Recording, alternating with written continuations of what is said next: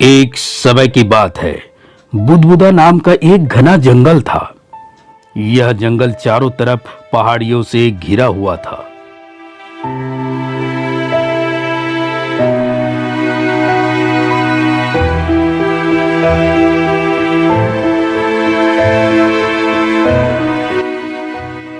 इस जंगल में एक बहुत ही ताकतवर शेर का राज था।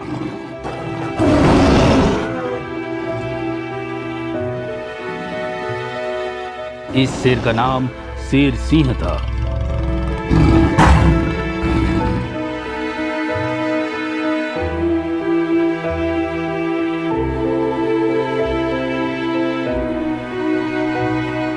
शेर सिंह बहुत ही साहसी और न्यायप्रिय राजा था। उसके जंगल में न्याय की प्रथा बहुत महत्वपूर्ण थी। उसने इस जंगल के सभी जानवरों के लिए कानून बना रखे थे, जिसके अनुसार कोई भी जानवर बच्चों का शिकार नहीं करेगा। रात में शिकार करने पर रोक लगा दिया गया था।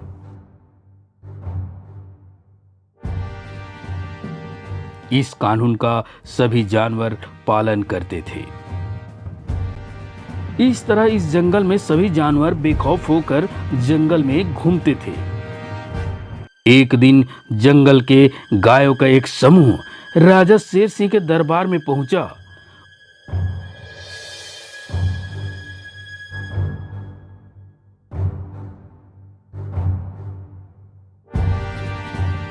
उन्होंने राजा शेर से अपनी शिकायत की कि एक बाघ उनके बच्चों पर बार बार हमला कर रहा है और कई बच्चों को अपनी जान गंवानी पड़ी।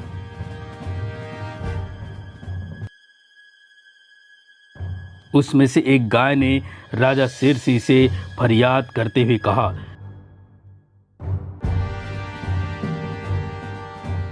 महाराज, उस बाघ से हमारी रक्षा करें। शेर ने उन गायों को उस बाघ से रक्षा करने का वचन दिया। राजा शेर सिंह ने तुरंत न्याय के लिए दरबार लगाया और अपने साथियों को उस बाघ का पता लगाने के लिए कहा।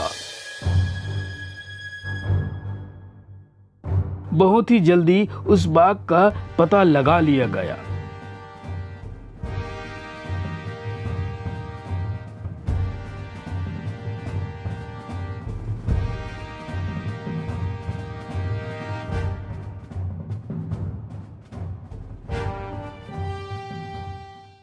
तब राजा शेर सिंह ने उस बाघ को सबक सिखाने के लिए निकल पड़ा। बहुत जल्दी उस बाघ के पास शेर सिंह पहुंच गया और शेर सिंह ने उस बाघ से पूछा, क्यों तुम गायों के बच्चों पर हमला कर रहे हो? तब बाघ ने शेर को उत्तर दिया, मेरी मर्जी, मैं जिसे चाहूं उसका शिकार कर सकता हूं। मैं किसी जंगल के कानून को नहीं मानता। तब शेर सिंह ने उस बाघ से कहा, सावधान, तुम्हें यदि इस जंगल में रहना है तो इस जंगल के कानून को मानना ही पड़ेगा, वरना अंजाम ठीक नहीं होगा।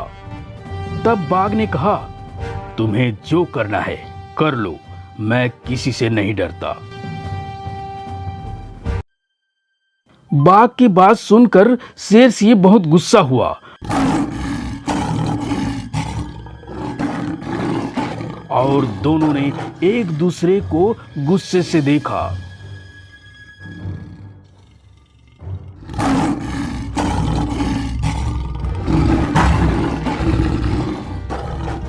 और फिर दोनों ने एक दूसरे पर हमला कर दिया। लड़ाई बहुत देर तक चल रही थी और अंत में उस घमंडी बाघ को हार का सामना करना पड़ा।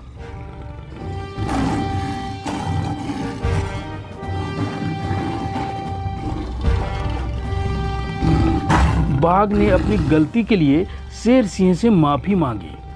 शेर सिंह ने उस बाघ को चेतावनी देकर छोड़ दिया और उस बाघ को हमेशा के लिए इस जंगल से बाहर निकाल दिया गया।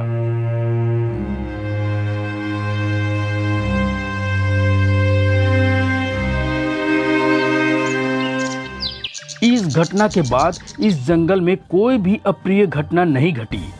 सभी जानवर सुखी पूर्वक इस जंगल में रहने लगे। दोस्तों, इस कहानी से हमें यह सीख मिलता है कि यदि राजा न्याय में विश्वास करता है तो प्रजा की तरक्की निश्चित है और प्रजा सुखी पूर्वक अपना जीवन व्यतीत करते हैं। दोस्तों, यदि ये कहानी अच्छी लगी हो तो नीचे कमेंट जरूर कीजिएगा। फिर मिलते हैं एक नई कहानी के साथ। तब तक के लिए अलविदा दोस्तों।